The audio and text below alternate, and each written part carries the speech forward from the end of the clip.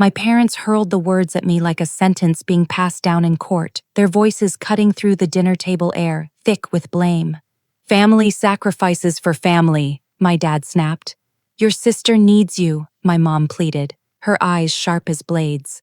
I just sat there, silent, refusing to give them the fight they wanted. Because what was the point?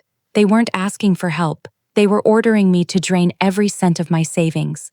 Savings I had built slowly, carefully, with years of discipline, all for her flashy, doomed startup dream. I didn't argue. I didn't explain. I simply stood up, pushed back my chair, and walked out. They had no idea I already knew the truth. My sister and I had never stood on equal ground. She was the golden child, spoiled, reckless, endlessly forgiven.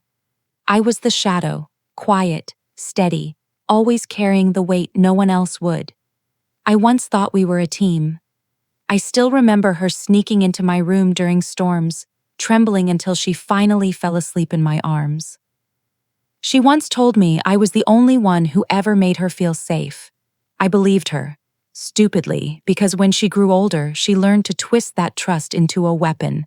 The first red flag came last year, a small withdrawal from my account, tiny enough to overlook, then another, barely noticeable, but I don't miss details. I checked, I traced, I waited, and the pattern became clear. These weren't mistakes, it was her. She had been quietly bleeding money out of my account for months, using access I once gave her back when we were close.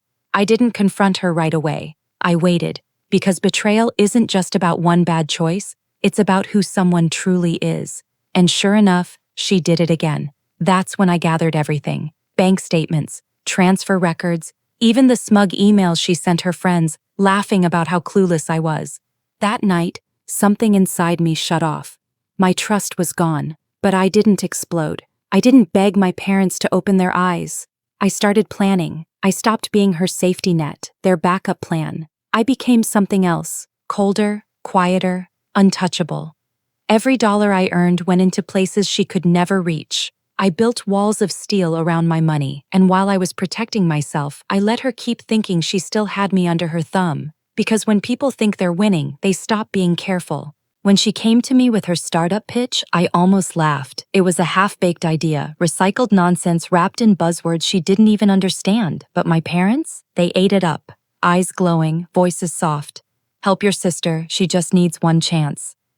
I looked them dead in the eye and said no. Calm, flat, like I wasn't already 10 steps ahead, with every cent of my savings locked away where she couldn't touch it. That was when they snapped. That was when they screamed those words, "How dare you refuse to help your sister?"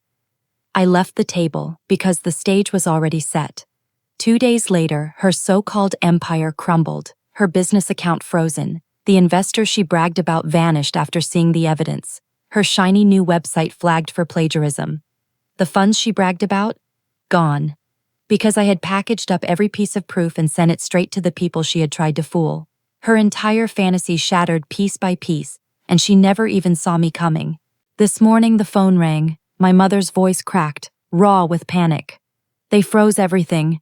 Your sister's under investigation. Did you know about this?" I almost laughed out loud, but instead I listened to the silence that followed, the silence where they waited for me to step in, to clean up the mess, to sacrifice myself again. But I didn't. Because now they finally understood.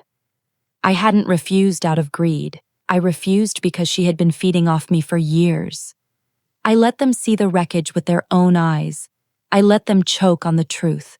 The golden child was never golden at all.